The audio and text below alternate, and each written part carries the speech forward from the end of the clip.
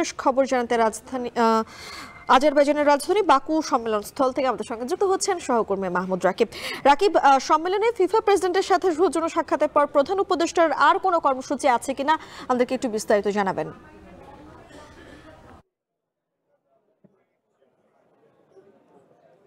যখন আপনার সাথে কথা বলছি ঠিক এই মুহূর্তে প্রধান উপদেষ্টা ডক্টর মোহাম্মদ ইউনূস তিনি যে বিভিন্ন দেশের রাষ্ট্রপ্রধানরা আছেন তাদের সঙ্গে একটি ফটোশুটে অংশগ্রহণ করছেন, যেটি মূলত গ্রিন জোনে হয়ে থাকে। তো এরপরে আজকে যে লিডার সামিট রয়েছে, যদিও সকালে প্রেস উইং থেকে বলা হয়েছিল আজকেই তিনি বক্তব্য দিতে পারেন, কিন্তু কিছুক্ষণ আগে আমাদের জানিয়েছেন তিনি আগামীকাল অর্থাৎ 13 তারিখ তিনি এই লিডার সামিটে বক্তব্য দিবেন। বাংলাদেশ সময় দুপুর 12:30 থেকে 3টার মধ্যে তার বক্তব্য হবে।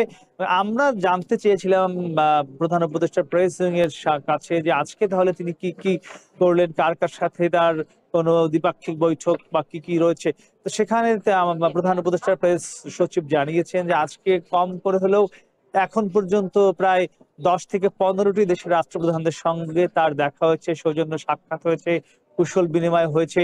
এবং বিশেষ করে সার্কভুক্ত যে দেশগুলো রয়েছে ভুটান, নেপাল, পাকিস্তান, এইসব দেশের সঙ্গে তিনি সকাল থেকেই বিভিন্নভাবে কথা বলবার চেষ্টা করছেন, বিভিন্নভাবে তার যে চাওয়া পাওয়া গুলো, এবং তিনি বলছেন যে আগামীতে বাংলাদেশ সহ সার্কভুক্ত যে দেশগুলো রয়েছে সবগুলো দেশ একত্রিত হয়ে পুরো দক্ষিণ এশিয়াকে লিড দিবে, সেটি কিন্তু প্রধান উপদেষ্টা ডক্টর মোহাম্মদ ইউনূস বারবার চাচ্ছেন। আমরা সেটি ইউএনও দেখেছি, এখানেও তিনি সেই কাজটি মূলত করছেন।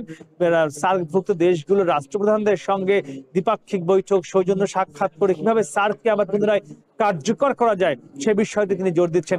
আরেকটি বিষয় জানতে চেয়েছিলাম যে তার বক্তব্যে মূলত যে লিডার সামিটে তিনি বক্তব্য দেবেন বিশ্ব নেতা কিংবা বিশ্বের উদ্দেশ্যে, বিশেষ করে পরিবেশ কর্মীদের উদ্দেশ্যে, সেখানে কি থাকবে।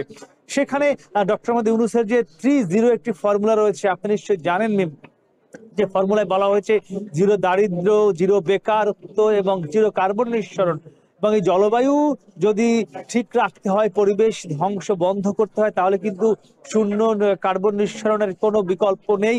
সেখানে কিন্তু সেই বিষয়টি তার বক্তব্য হয়তো উঠে আসবে, 0 ফুসেল ফয়েল ব্যবহার কিংবা 0 কিভাবে আরো বেশি সবকিছু করা যায়, সেটি মূলত তার বক্তব্যে আগামীকাল উঠে আসবে বলে আমরা জানতে পেরেছি। এবং তিনি আরেকটি বিষয় বলেছেন যে তার বক্তব্যে উঠে আসতে পারে যে মানুষের লাইফ স্টাইল পরিবর্তন করতে হবে। এই যে অতিরিক্ত সবকিছু করা, টাকার পিছনে দৌড়ানো, এর থেকে বেঁচে এসে যুব সমাজকে কিভাবে নতুন একটি জীবন গড়া যায়, কিভাবে নতুন লাইফস্টাইল তৈরি করা যায়, সেটিও তার বক্তব্য হয়তো উঠে আসবে বলে আমরা জানতে পেরেছি। এবং সর্বশেষেও তিনি বলছিলেন যে তার যে 3টি 0 ফর্মুলা রয়েছে, 0 সব 3টি বিষয়কে কিভাবে দারিদ্রতাকে একদম সুন্দর করে আনা যায়, কিভাবে বলা হয়েছে যে বেকারত্বর ভাগ সেটি শূন্যতে আনা যায়, এ দুটি যদি করা যায় তাহলে কিন্তু শূন্য যে কার্বন নিঃসরণ সেটিও অনেকটা সম্ভব। এবং সেটি তার বক্তব্যে হয়তো থাকতে পারে যে যদি কার্বন নিঃসরণ শূন্যের কোঠে আনা যায় তাহলে কিন্তু বিশ্বের যে এখন পরিবেশ